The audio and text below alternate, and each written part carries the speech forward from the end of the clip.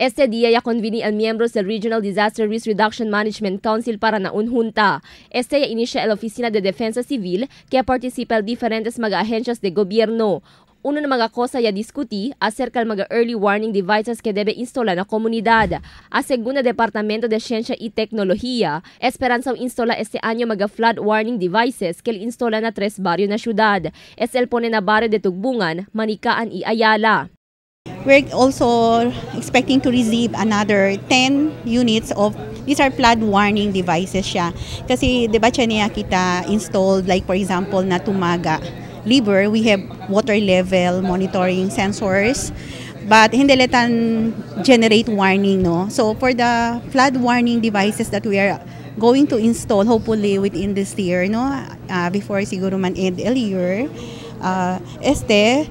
this one will give warning to the communities. Según la DOST, grande ayuda este mga flood warning devices llega del tiempo de aguacero, onde na peligro el cuantos barangay por causa na avenida.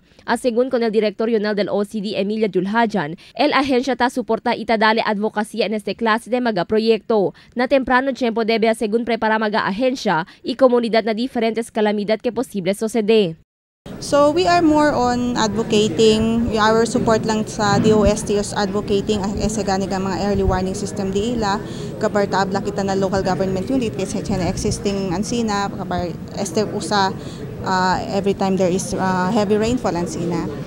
Fuera de early warning devices, ya discutí también durante el junta el preparación del cada local government unit na llegada de la Niña. Yaman launch también con el advocacia del gobierno para el propio preparación de diferentes calamidad como el tifón, temblor y tsunami.